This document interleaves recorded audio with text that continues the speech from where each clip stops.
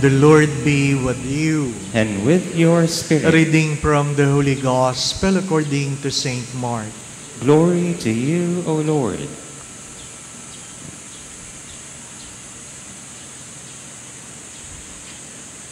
Peter began to say to Jesus, "We have given up everything and followed you." Jesus said, "Amen, I say to you, there is no one who has given up house or brothers or sisters or mother or father or children or lands for my sake and for the sake of the gospel, who will not receive 100 times more now in this present age, houses and brothers and sisters and mothers and children and lands, with persecution and eternal life in the age to come. But many that are first will be last, and the last will be first."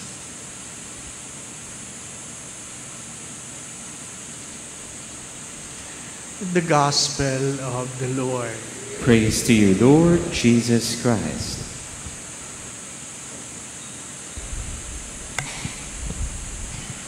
If you have listened carefully to the gospel,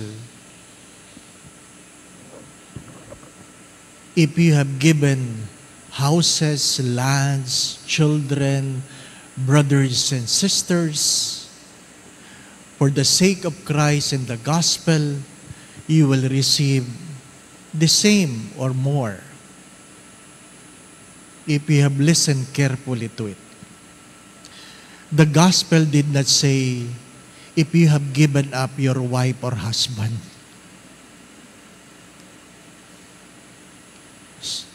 You will not be compensated for doing it. No to divorce. No to divorce. My dear friends, my brothers and sisters, it is good to understand that success is always a product of sacrifice, discipline, hard work, and sometimes persecution. You have to understand it. Hard labor. So, if you are enjoying success for not doing any sacrifice, hard labor, discipline, then it's good to know that you're enjoying success from the fruits of the labor of other people. Kung ikaw ay nakikinabang sa isang marangyang buhay, isang tagumpay na hindi mo pinaghirapan, ibig sabihin, nakikinabang ka sa bunga ng pagsusumikap ng ibang tao. Kaya yung mga anak na nabubuhay sa yaman na hindi nagsumikap, ang ibig sabihin nun, ang kanilang mga magulang ang nagtanim. Maaring kanilang kaibigan o ibang tao. Magandang pagtuunan ng pansin po yun. You reap what you sow. You reap what you sow. Ang aanihin mo ay ayon sa iyong itinanim. And you can never eat the fruit of the tree whose seed you just planted today.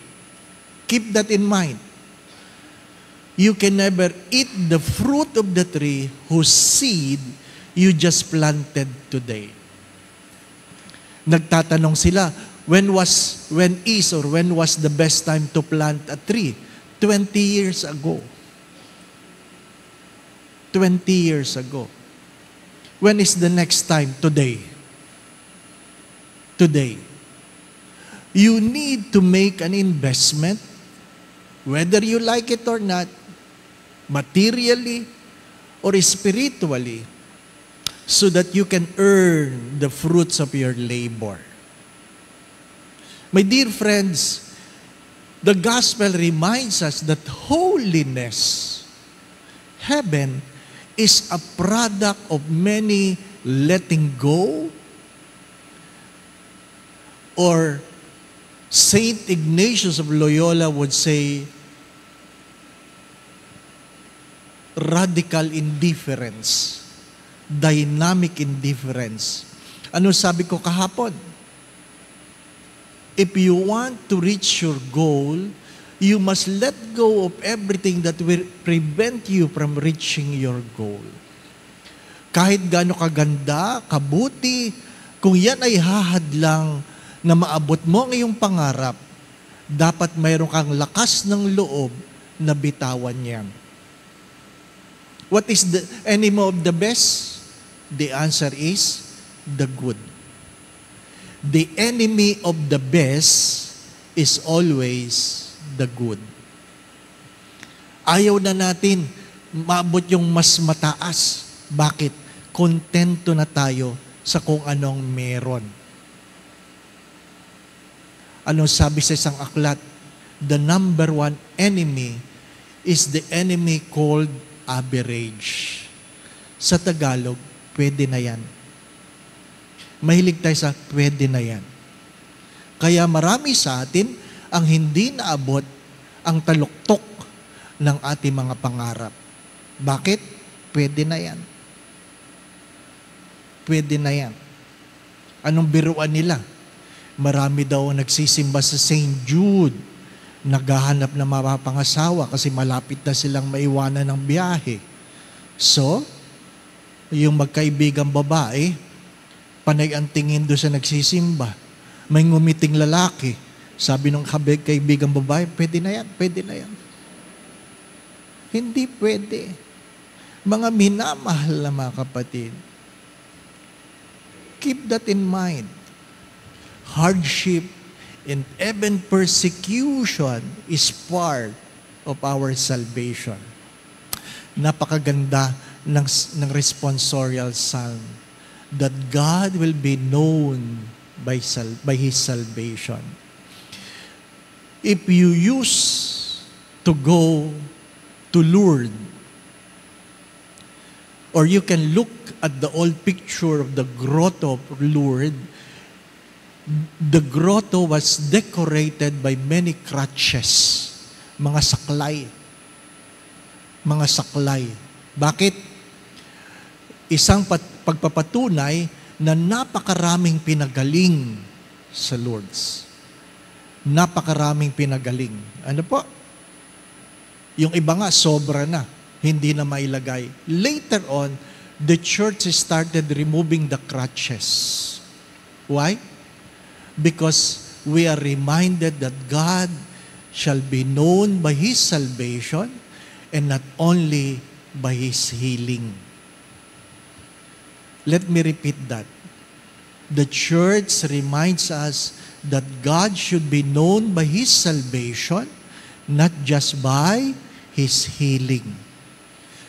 I'd rather be sick and go to heaven than healthy go to hell.